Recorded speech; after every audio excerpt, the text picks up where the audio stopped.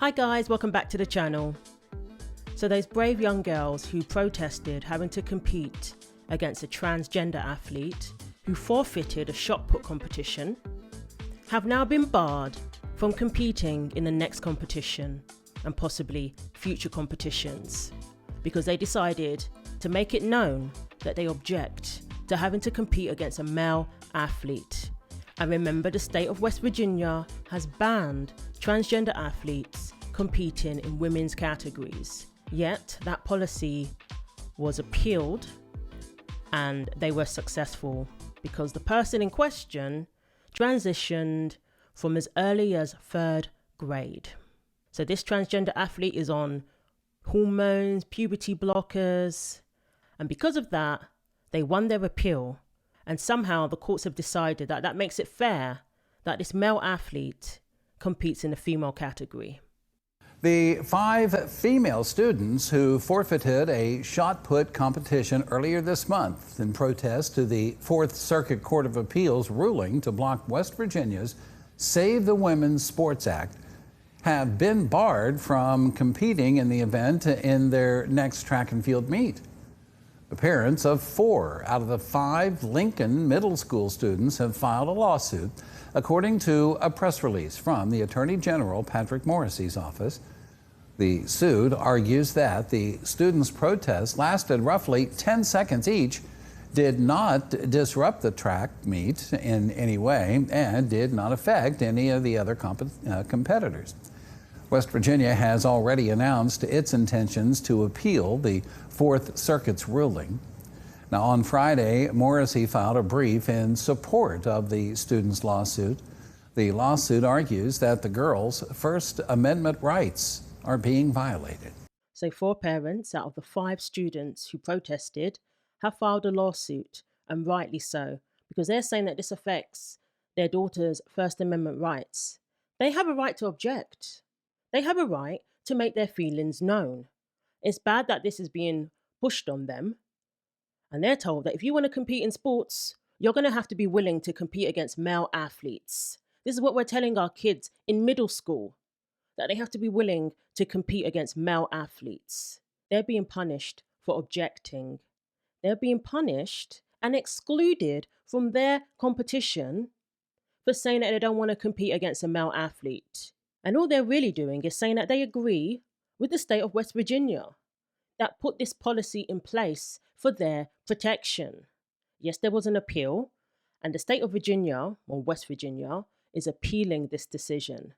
And rightly so, because being on hormones, being on puberty blockers, that doesn't turn a person who is male into a female. It doesn't make their body the same as female athletes. It still means they're male, and they're very much different. Those young girls had every right to say that we are not the same, and males do not belong in our categories, no matter what medications they've been on, no matter how early they started those medications. A transgender athlete taking home first place in a middle school girls' shot put event, beating out her competitors by more than 3 feet. Why is that a story? Well, girls from a rival school even protesting the event by refusing to throw. The track meet came just days after a federal appeals court ruled that the 13-year-old couldn't be banned from girls' sports. So here with reaction is celebrity fitness trainer Jillian Michaels. Good morning, Jillian. Hi, guys. Good morning. How are you? Good. So what do you think about this story? I mean, it seems to validate common sense. Okay. You've got 2 competing goals in sports, right? One is inclusion, which everybody can understand and get on board with. However, the second goal that's in direct opposition with inclusion in this instance is going to be a fair competition. And if that's your priority, if your overriding priority is going to be fairness over inclusion, you got to turn to the data. And the data irrefutably shows that biological males are 10 to 30% stronger, faster, have better endurance, better aerobic capacity across the board. Even if, like this child who went through the puberty blockers and takes estrogen, has been doing that since elementary school. Again, if we defer to the studies, and I sent several to your producers, which maybe they can put on the homepage, they show that even on puberty blockers and cross-sex hormones, the decrease in physical performance is, quote, trivial.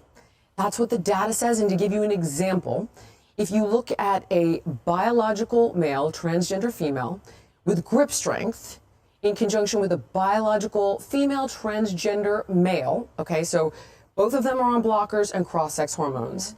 The transgender female, the biological male's grip strength, was 17% greater than the female on testosterone and puberty blockers. Yeah, and this, when you talk about contact sports, you talk about safety, you talk about volleyball, you talk about soccer.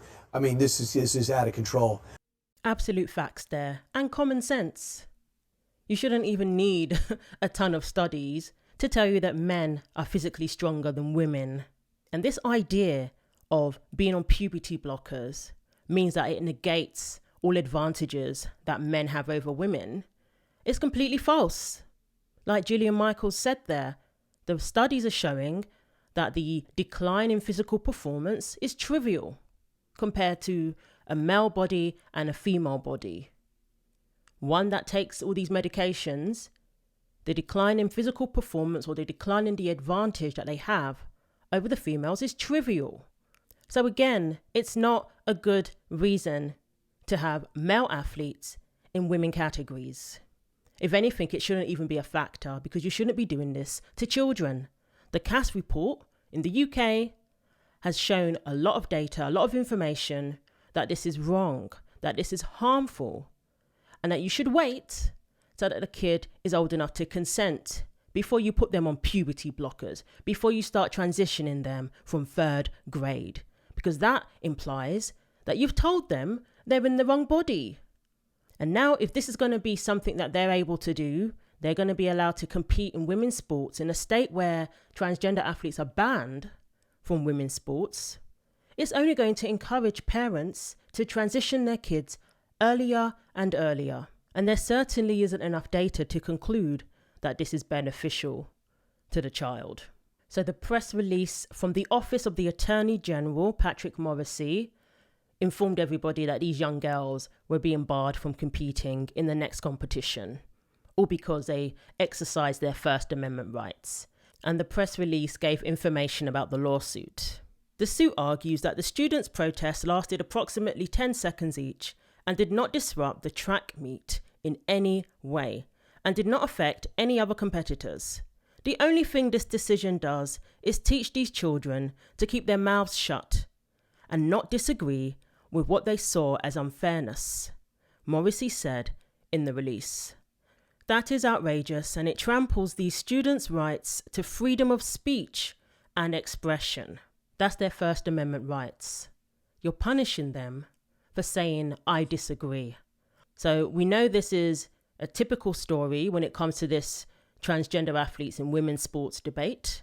It's happened across the board when it's come to older athletes getting suspended, getting excluded, or having to self-exclude, being punished, being sent threatening emails from sporting bodies, accusing them of bigotry, accusing them of attacking people, attacking these vulnerable adult male athletes. This is what has happened to women across the board. We know what happened with Riley Gaines, the swimmers who spoke out about having to compete against Leah Thomas. They were threatened and told that they won't get jobs in the future, that they were going to be tarnished, that their names were going to be disparaged, and they were going to be known as bigots. And if you ask me, responding this way to women who speak out, to girls who speak out, quite frankly, is abusive. And I really hope the state of West Virginia are successful in their lawsuit, in their appeal of this ridiculous decision that encourages early transitioning and gives no thought to the young girls who just want to compete in sports that is safe and fair, who just want a fair shot like everybody else, regardless of sex. That's how it's supposed to be. Video of the students stepping into the shot put circle without throwing one after another to forfeit the competition at the track meet drew national attention. The student, who is at the centre of the BPJ versus West Virginia State Board of Education, which the case and the Fourth Circuit Court of Appeals ruled on, was also present at the shot put competition. West Virginia has already announced its intentions to appeal the Fourth Circuit's ruling.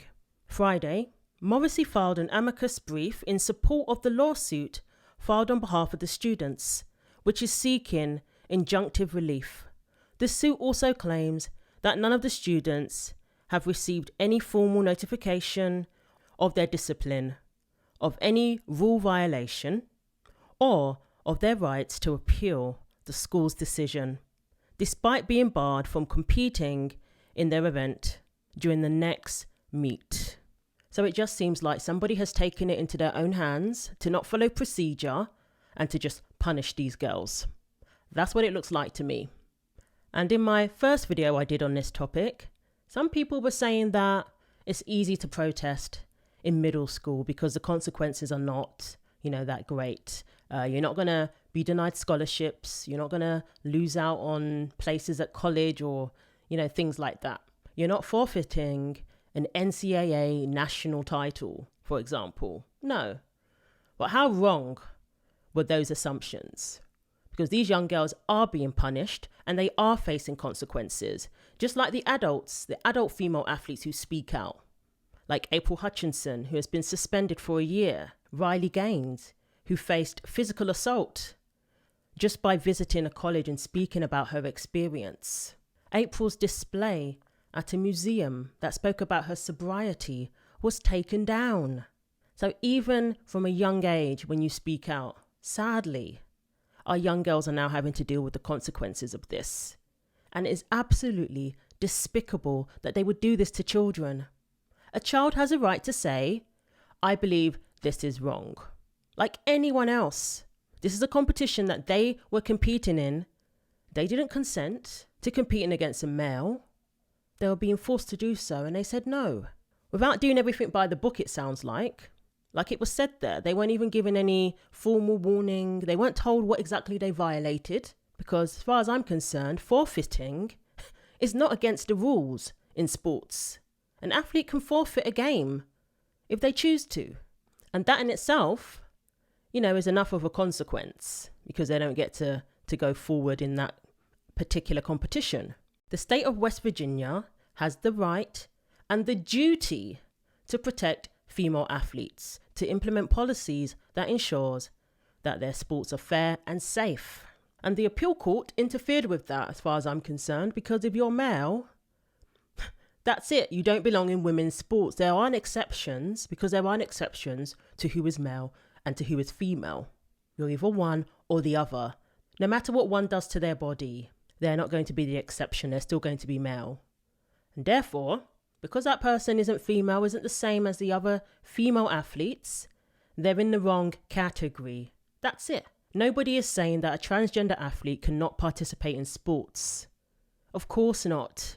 But like everybody else, to keep sports fair, they need to be in the correct category. But it appears a male is allowed to use their unfair advantage to get ahead in women's sports. For some reason, they are afforded that privilege. But a young female athlete isn't afforded such privileges. She has to be willing to compete in an unfair competition, to compete in a competition that is potentially unsafe, because the chances of injuries are greater when females compete against males. Again, that's just fact. So she has to be willing to do all of that in order to participate, or she'll be excluded. How is that fair? How is that just? And that was the very purpose of the Save Women's Sports Act. But for some reason, some people take that as a threat. Some people take that as an attack. And it's the women who are being punished and excluded. And no one seems to be worried about that. No one seems to care about that. As long as the group who they are advocating for get what they want. Today, it's middle school. Tomorrow, it's high school. Next, it's scholarships, NCAA competitions and national titles, prize money, missing out on your spot at a particular tournament because it was taken by a male athlete. So what those young girls did is so important. Just as important as protesting and standing up for women's sports on a national level or international level. They're all connected. So again, I commend these young girls, and I'm so sorry that you have been barred from competing in the next competition when you did nothing wrong. You exercised your First Amendment rights. You protested peacefully without causing disruption. And it's somebody who has their own agenda, who has decided to take it upon themselves to punish young girls for simply objecting to competing against a male athlete. Another person who would agree with what those young girls did is the attorney who is representing the 16 female athletes who were taking the NCAA to court for violating Title IX. So attorney William Bach III, he said the NCAA is so committed to radical gender ideology that they have completely lost concern for women's rights. And I would say the same thing to whoever's decision it was to bar these girls from the next competition.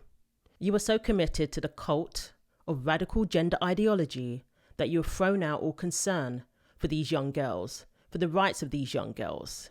You've given no thought to the effect that this will have on these young girls and to their inclusion in their own sports. And this attorney has fought against cheating in sports. He was on the Lance Armstrong case, and he was on the council for the US Anti-Doping Agency.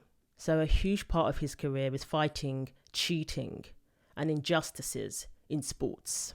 Speaking of the advantages that male athletes have over women, he said, "The advantage that Lance Armstrong got through doping pales in comparison to the advantage that male athletes have when competing against females in collegiate sports.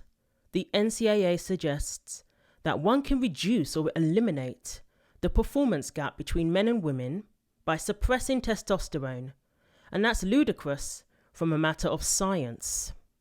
Absolute facts there. So these young girls, again, were completely within their rights to do what they did. They have science on their side.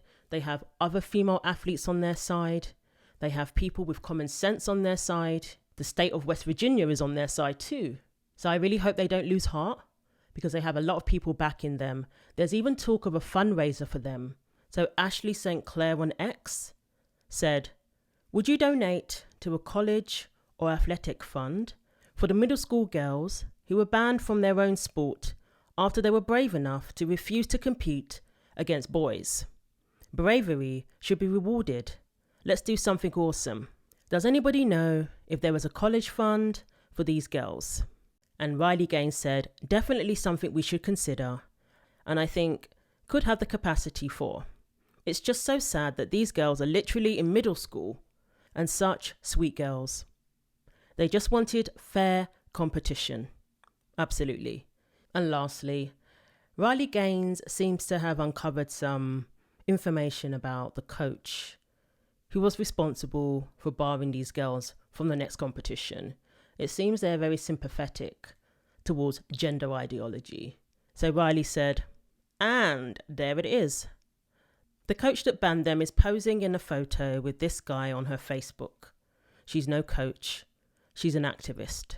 And she deserves to be fired immediately for retaliating against the girls for demanding fair competition. And she tagged Harrison County schools. So she's posing with somebody wearing a Protect Trans Kids t-shirt. So yeah, it does look like this person's letting their personal beliefs affect these young girls' First Amendment rights as far as I'm concerned. My gut instinct is that the coach needs to be fired for this. But more importantly, the school board needs to be voted out and replaced, along with lawsuits by those girls for A1 violations. And there are lawsuits going on. At least 4 of the parents have filed lawsuits. And I'm glad that the state of Virginia is also going to appeal the court's decision to override their policies that was put in place to protect women, to protect women's sports and girls. So if I find out any more information about the college funds, about where these lawsuits are going, I will let you know. But once again, I commend these young girls. They did nothing wrong. They should be very proud of themselves, and I'm sure their parents are very proud of them. That's why they're fighting for them. Anybody who has the means to hold these people accountable needs to do so. Because it's about time that people looked out for the girls, that people looked out for women, that people object to girls and women being excluded from their own sports. So thanks for watching. Let me know what you think. Take care of yourselves. Like and subscribe. And God willing, I will see you in the next video.